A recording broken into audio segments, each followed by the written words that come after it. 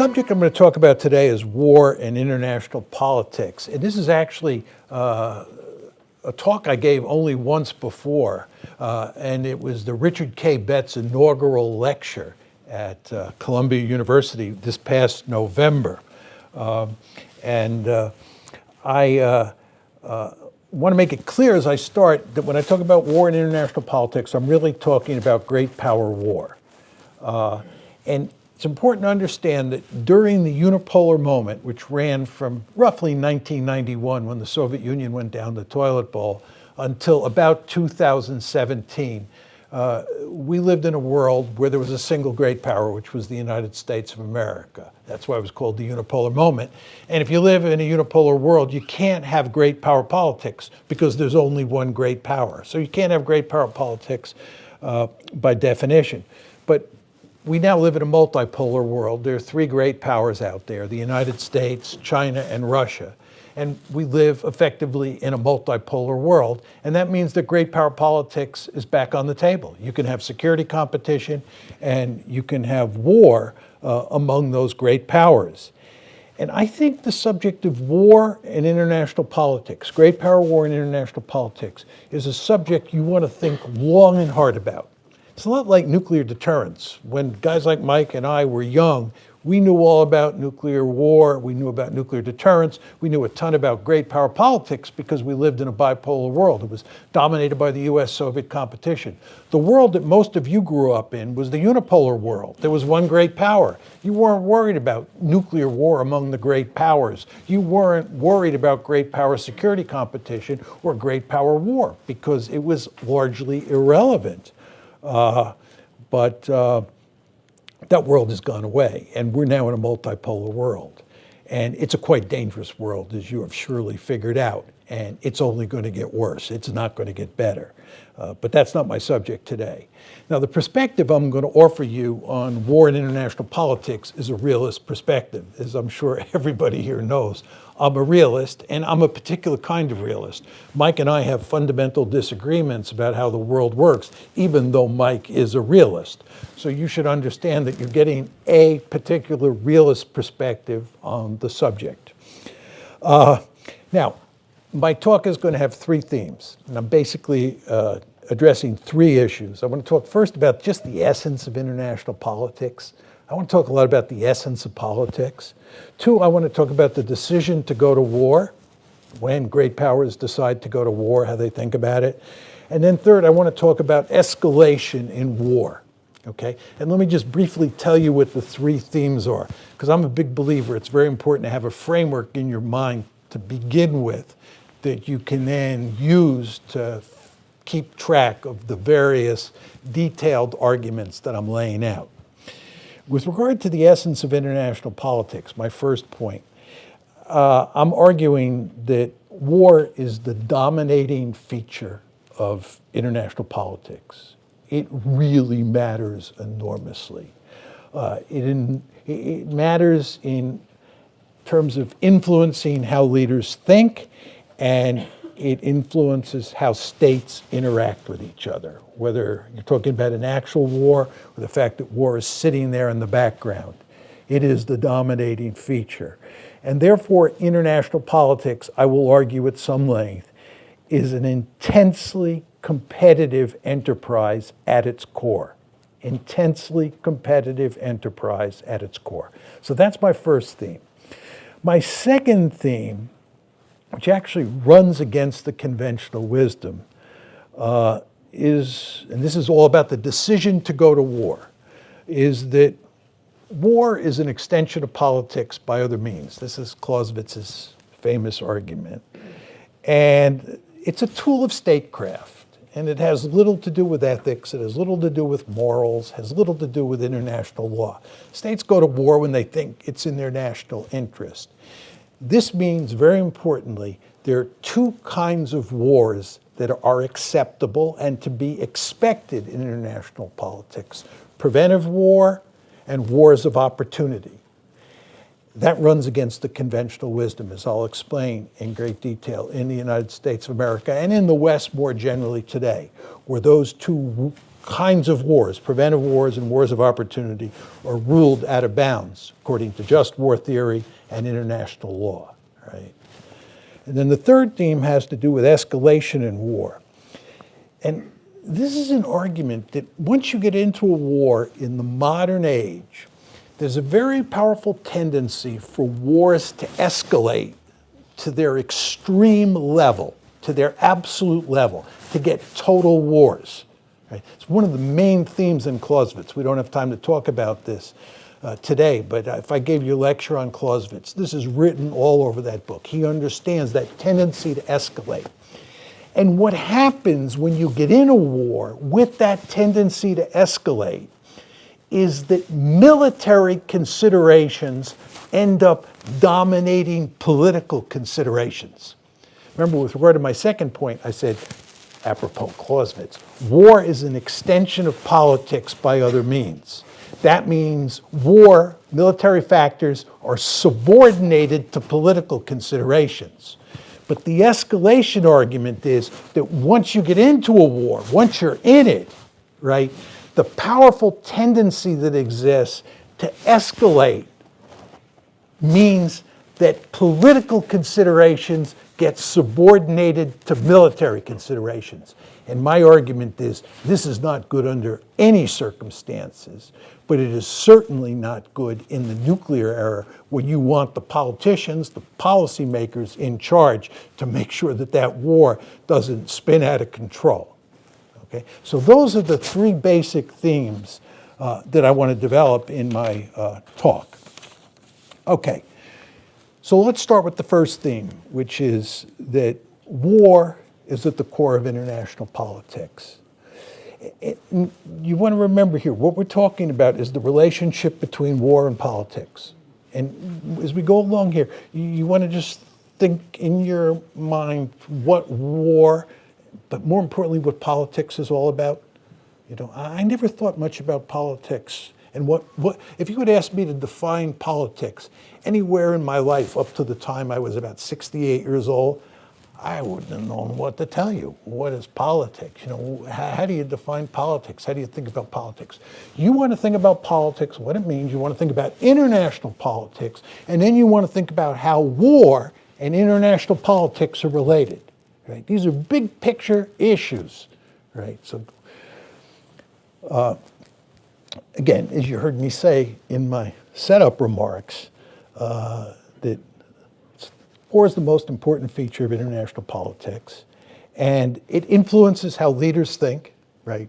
It's there all the time. It's constantly influencing them, and it influences how states interact with each other, right? They're greatly influenced by this phenomenon. Now, my argument is not that we live in a constant state of war. Obviously, we don't live in a constant state of war, right?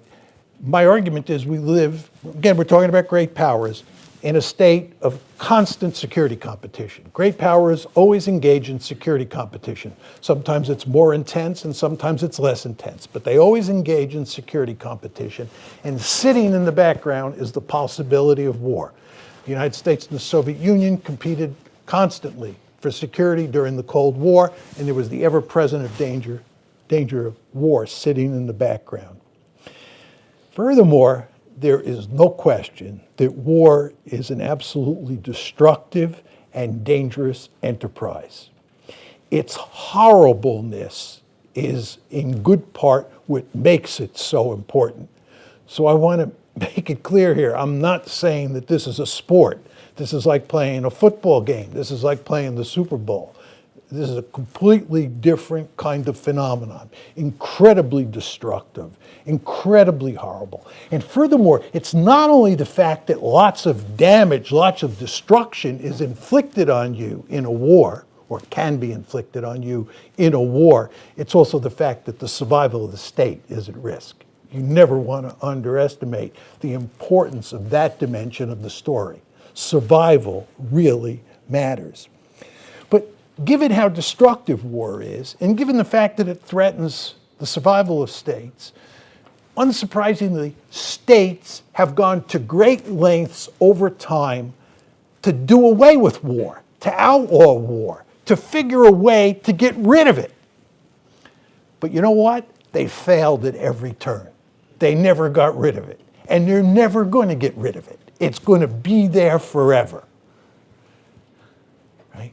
So the question is, why is this the case? You want to think about this. Why haven't we been able to get rid of war? And I'm going to make two arguments. The first one, it has to do with the nature of politics. And the second is it has to do with the architecture of the system. This is the anarchic nature of international politics. So it's a two-part argument. This is why you can't get rid of war, why it's an ever-present possibility that sometimes manifests itself in actual fighting. There are two reasons. The first has to do with the nature of politics. And this is what I was imploring you to think about today and think about in the years ahead. Just what politics is all about. Politics, as Barack Obama, right, and Bill Clinton said, is a contact sport. It's a nasty business. Politics is all about fundamental disagreements on first principles, fundamental differences about questions regarding the good life.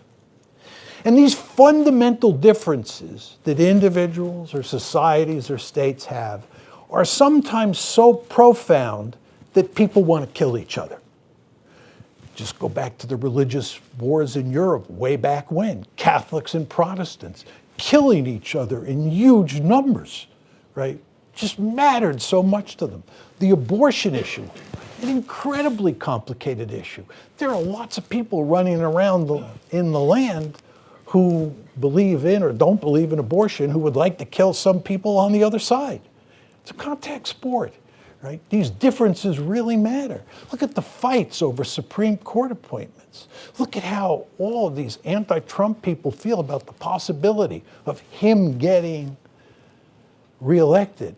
My wife, who's basically a Republican, you mentioned the possibility of Trump winning, and she gets mad at me. I said, what are you getting mad at me? I didn't vote for him last time. I'm not going to vote for him this time. She's just so infuriated at the thought of this guy getting reelected, right?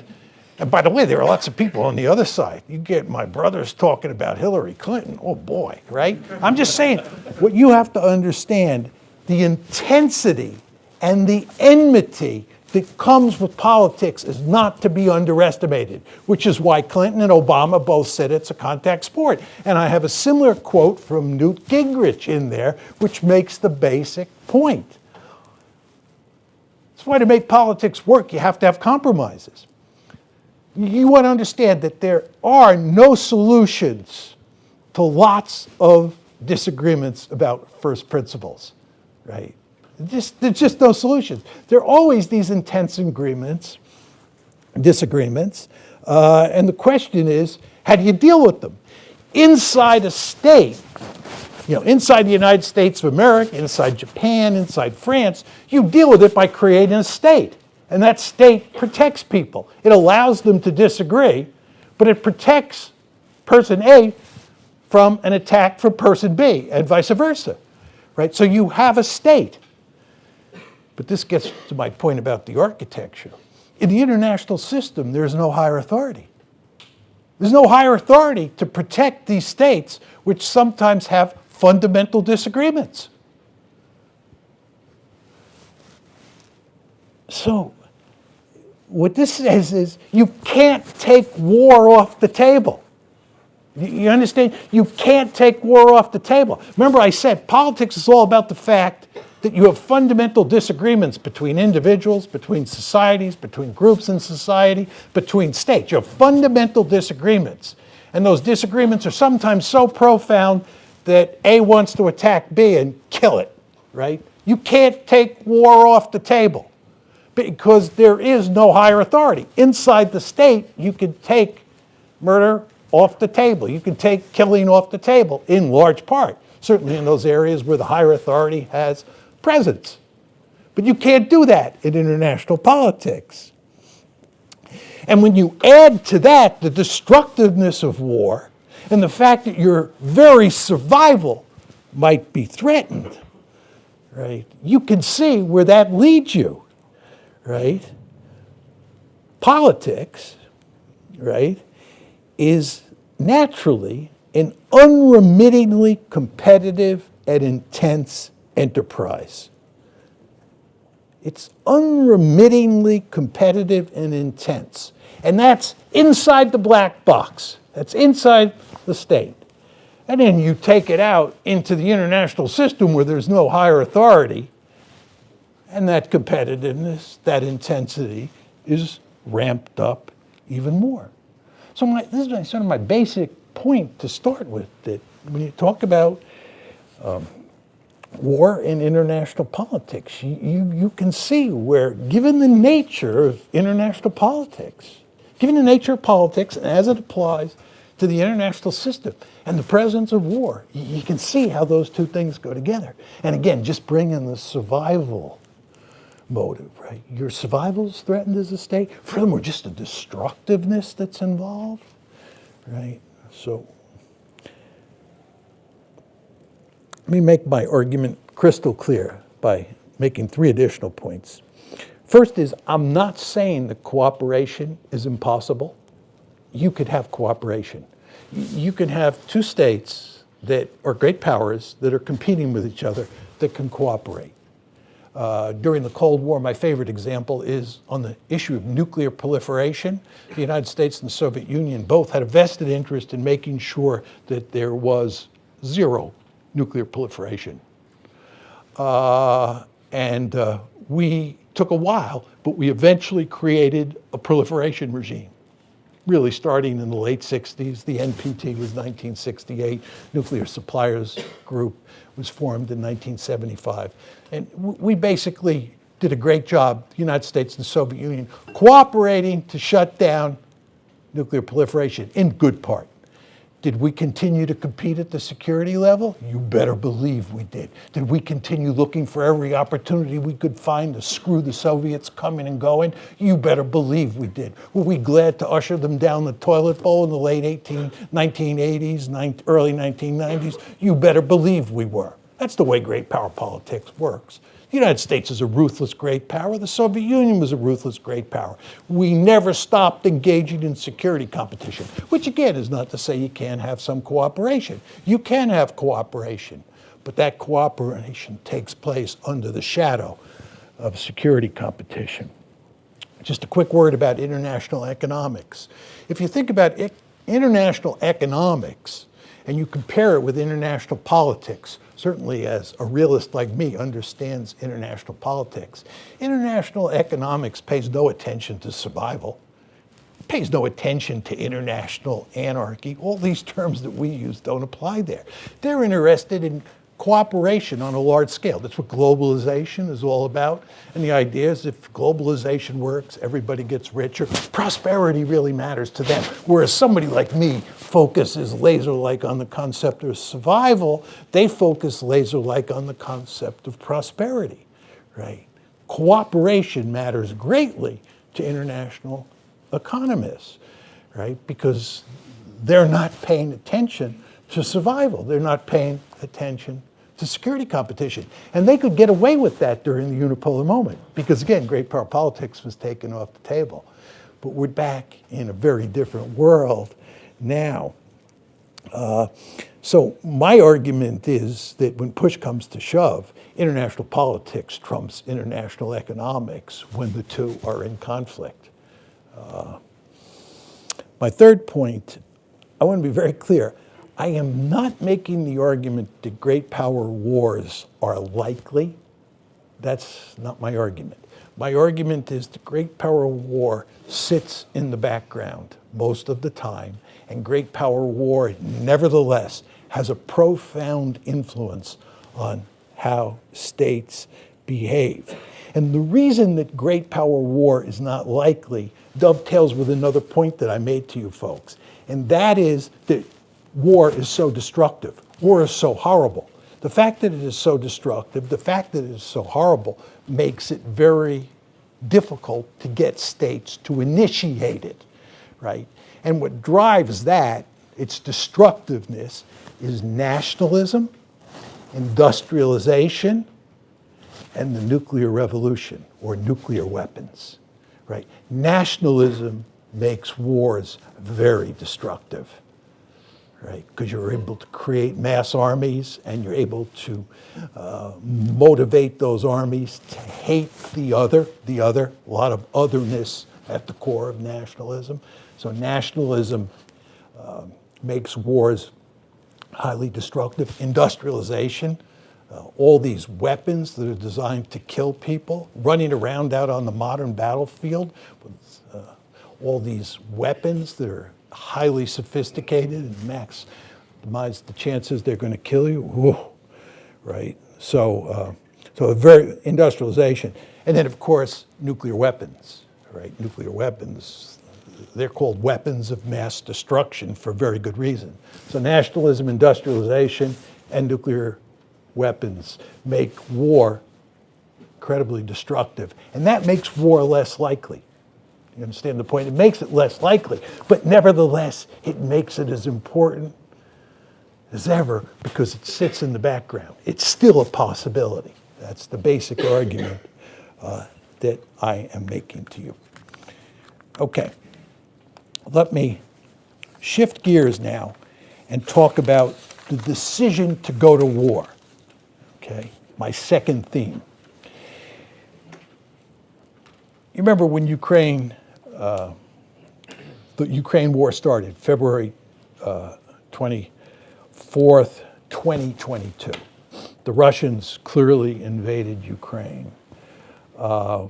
And the basic argument is that this war was both unjust and illegal.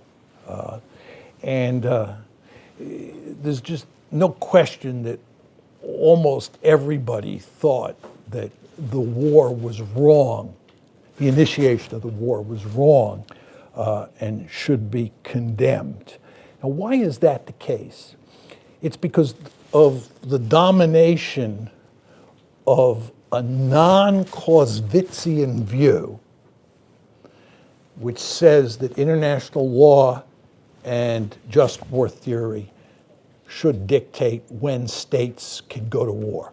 And I believe that almost all of you believe this, and I believe that almost everybody who's reasonably well educated and has thought about this in the West believes that there are limited times when you can go to war, or limited circumstances when you can go to war. And those three circumstances, and this is an argument based on just war theory and international law, is you can initiate a war if you have good evidence that the other side is about to attack you. This is called a preemptive attack, right? Mike is about to attack me. I can see that he has loaded up the shotgun. He's coming after me, and I just get in the first blow. So he's really initiating the war, even though I get in the first blow. That's a preemptive strike. That's okay according to just war theory. That's okay according to international law, most accounts of just war theory. Second is if we get a UN Security Council resolution. I'm unhappy with what Mike is doing. I go to the UN Security Council. I get approval from the UN Security Council. Then I am justified in attacking Mike. Makes perfect sense. Fits neatly with international law. So the first case is a preemptive strike. Second case is UN Security Council resolution. And the third is that you're allowed to initiate a war, intervene, strike into a country if it's engaging in mass murder or genocide. Right? This is the idea, if you see what's happening in Rwanda and you decide you're just going to send in the 82nd Airborne, you can do that, right? You're acting according to just war theory. This makes perfect sense to all of you. The two cases, which I've already mentioned before in my setup remarks, where you're not allowed to initiate a war, are number one, a preventive war. This is not preemptive. Remember I talked about preemptive is where Mike's going to attack me and I beat him to the punch. That's preemptive. That's okay. A preventive war is where I see Mike is growing more and more powerful and I want to cut him off at the legs before he becomes too powerful. That's a preventive war, right? The second is a war of opportunity. This is a war where, Mike and I are competitors, and I'm thinking about attacking that person over there as a way of gaining more power so that I improve my position relative to Mike. That's a war of opportunity. It's an opportunity to acquire more power, right? Those are verboten. Preventive war, wars of opportunity. They're verboten according to just war theory and according to international law. Now let's just go back to Ukraine. The conventional wisdom in the body politic in the West is that Putin invaded because he was an imperialist. He was interested in gaining more power for Russia, creating a greater Russia, right? It was a war of opportunity. The vast majority of people in the West believed that it was a war of opportunity, right? He was trying to gain more power for Russia, make Russia more powerful, make it a greater Russia, right? That was the argument. That's verboten, and that's why everybody criticized him. I argued, on the other hand, and now a number of others like Jens Stoltenberg, who is the head of NATO, have argued this, that it was a preventive war. My argument is it was a preventive war. He was not going to let Ukraine become part of NATO. He was going to prevent that from happening. So there's, let's call it the John Jens Stoltenberg argument, right? And then there's the conventional wisdom. Both arguments are ruled out of court according to just war theory and international law, right? Neither is acceptable, right? Both are very Clausewitzian arguments, right? So if you think about what's going on here, right, with this non-Clausewitzian argument, remember, Clausewitz doesn't talk about whether anything is morally justified or whether it violates international law. It's a tool of statecraft.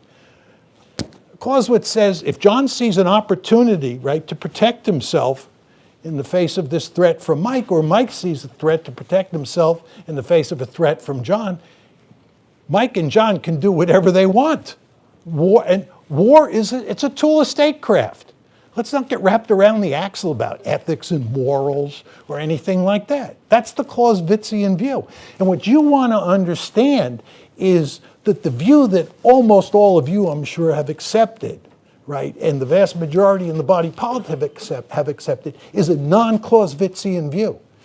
And what's going on here is that we are basically trying to subordinate the conduct of international politics to a moral or legal order. You want to think about what's going on. This is very important. Nobody really puts it in these terms. We are subordinating the conduct of international politics to a set of moral and legal precepts. Right? It's really a radical way of thinking about the initiation of war. Right? And it's fundamentally non-Clausewitzian. Right? And the example I like to use to highlight this is the case of Michael Walzer's famous book on just war theory. I think it's a terrific book. I've used it for years for teaching purposes, even though I'm a realist. And the book is an attack on realism from the get-go. If my memory's correct, the first chapter is against realism. That's the title of the chapter. He hates realism, right? And he would hate what I have said to you over the past 10 minutes. And it's a defense of just war theory. And it's in many ways a brilliant book. But it has a fundamental flaw in it, which I believe shows you why my logic trumps his logic, why realism trumps Michael Walzer's just war theory. And that is, he, towards the end of the book, makes the case that in a supreme emergency, when you're on the ropes, when it looks like you're going down the tubes, you can abandon just war theory and act like a realist. That's the Walzer argument, right? And he's fully aware that this is a very dangerous argument for him to make. And I'll make it clear to you in a second why it's a very dangerous argument for him to make, because he's leaving a narrow crack in the door open. And you cannot leave a narrow crack in the door open with somebody like me, because I'll go through that. I'll go through that door very quickly, right? So what Walser is saying, you have to be in really dire straits. You have to be on the verge of being finished off, right? And the threat has to be really of the most serious nature. And then at the last moment, you can turn yourself into a realist and deal with the problem. The problem in Walser's argument is who in their right mind would wait to the last minute?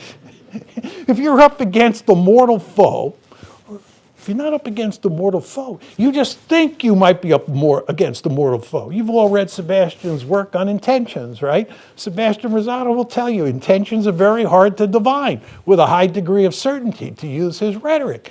How can I be sure what Mike's intentions will be in 20 or 30 years? I can't know. Do I want to wait until he turns into Godzilla? No. Do I want to deal with him now when he's not Godzilla? And maybe when he's a bit weaker than me, right? So you see the problem that Walser has. Once you say, once you have a chapter that deals with the subject of supreme emergency, and you say that in a supreme emergency, you can throw just war theory down the toilet and you can act like a realist, you leave yourself open to the argument that it's better to act like a realist early rather than at the last moment, where if you're dealing with a highly efficient adversary, that adversary will finish you off, right? So you see, this is why the conduct of international politics can never be subordinated to a moral or legal order. It just can't happen. Now, I want to be very clear here. I'm not saying that there's no room for moral considerations in international politics. My comments may be read to lead in that direction. That's not my argument. I believe that we are all, realists included, moral human beings. I believe that we all have moral compasses. And I believe those moral compasses influence how we think about the world. Okay, just want to make that clear. You understand why I placed all this emphasis on basic realist logic. But I believe at the same time, we think about the world, or at least people like Mike and I think about the world in realist terms. We also have, each of us, a moral compass. And the interesting question you want to ask yourself is, how does that realist worldview mesh with that set of moral precepts that guide your thinking about international politics? And my argument is there are three possible scenarios. The first is what the moral compass says you should do and the realist compass says you should do line up. And you have no problem fighting a war, even maybe initiating a war, right, if the moral compass and the realist compass line up. And they actually do quite often in international politics. You can do things for realist reasons that make sense from a moral point of view. Fighting against Adolf Hitler in World War II, I think it was the morally correct thing to do. Trying to contain the Soviet Union during the Cold War, I think was the morally correct thing to do. I could point to other examples. So the arrows sometimes line up. There are other cases, this is the second scenario, where moral precepts, where realist precepts just don't apply. During the unipolar moment, there's a genocide in Rwanda. You can easily deal with that genocide from a moral perspective because there are no realist considerations involved. It has no effect on the balance of power. It has nothing to do with great power politics. So there are quite a few cases in international politics, certainly during the unipolar moment, but even in a bipolar or multipolar world, where the balance of power is not affected by the use of military force for moral reasons. Then we come to the third possibility, which is the trick. What happens if moral precepts and realist precepts are at odds with each other?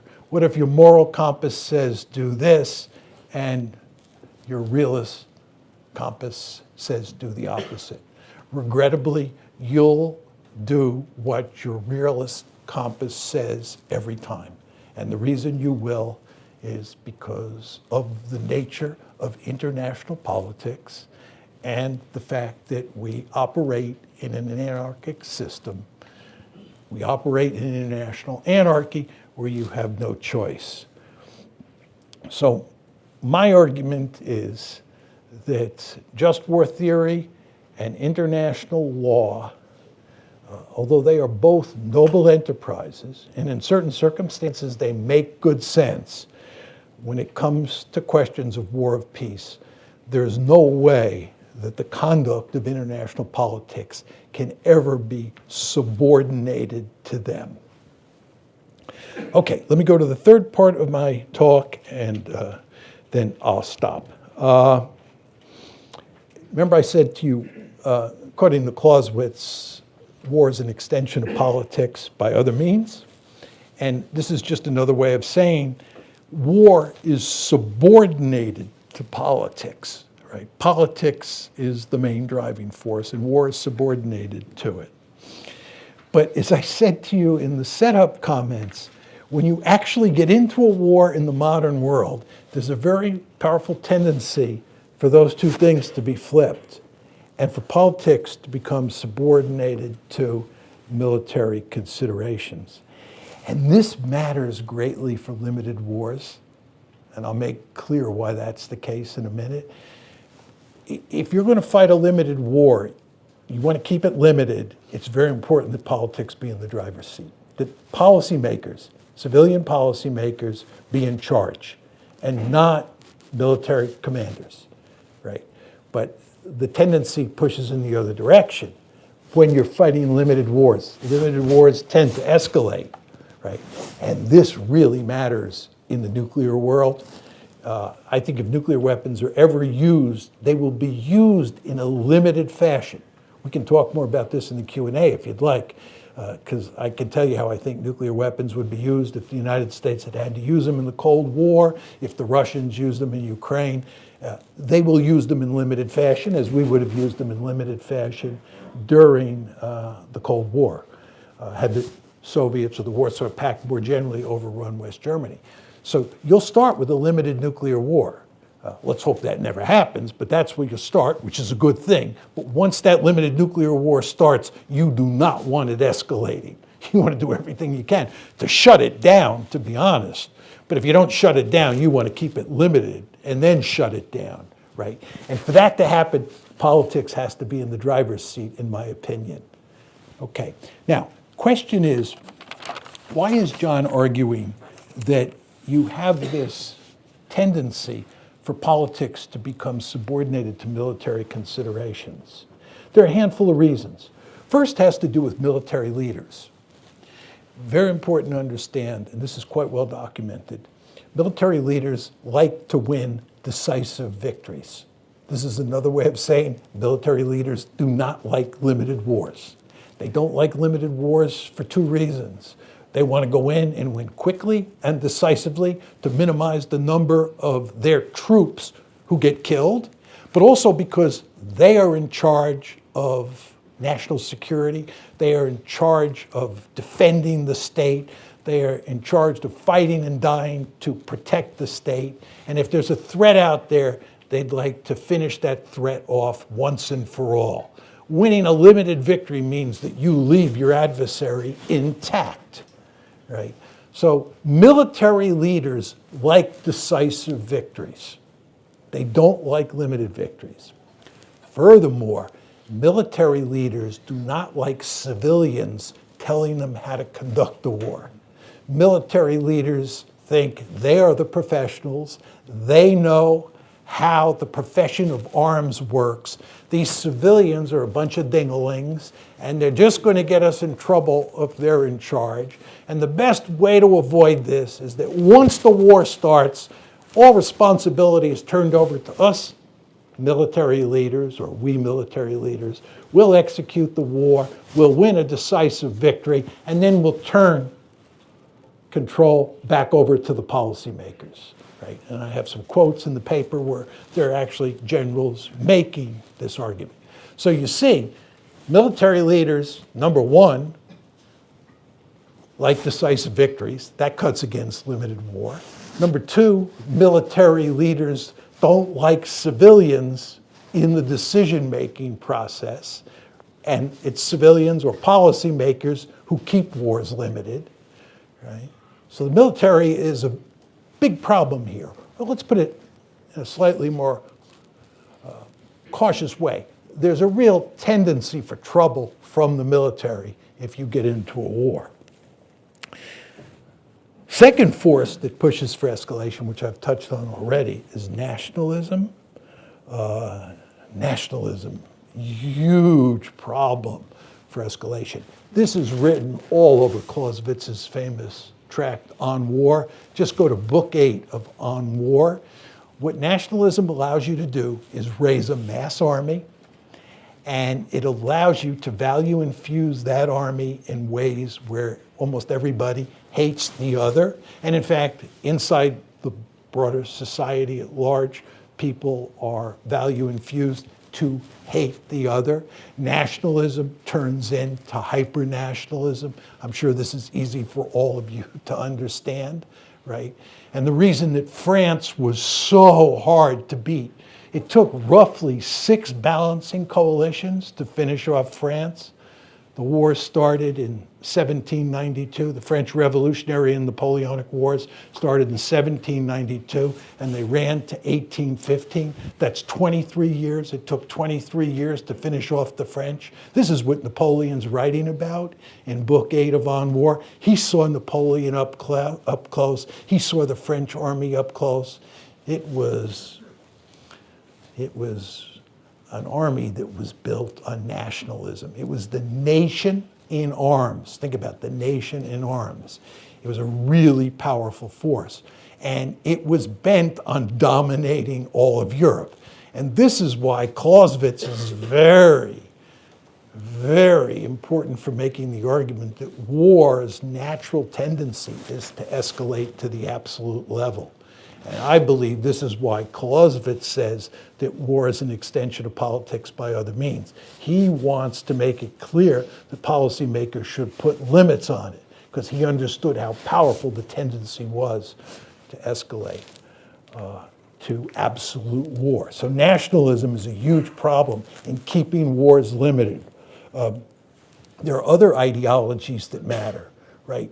First of all, you get a case where you have Nazi Germany up against fascist Germany. Against communist Soviet Union. Fascist Germany, Nazi Germany up against the communist Soviet Union, right? That is going to push the war to escalate.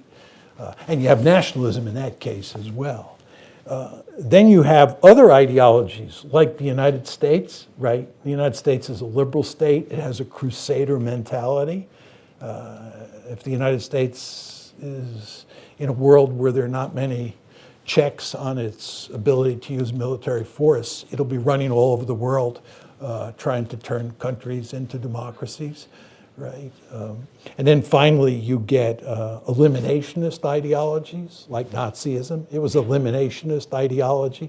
So you can see in addition to nationalism, you have this other ideological dimension. And the point that I'm trying to make to you is that what this does is that it pushes states to pursue total victory.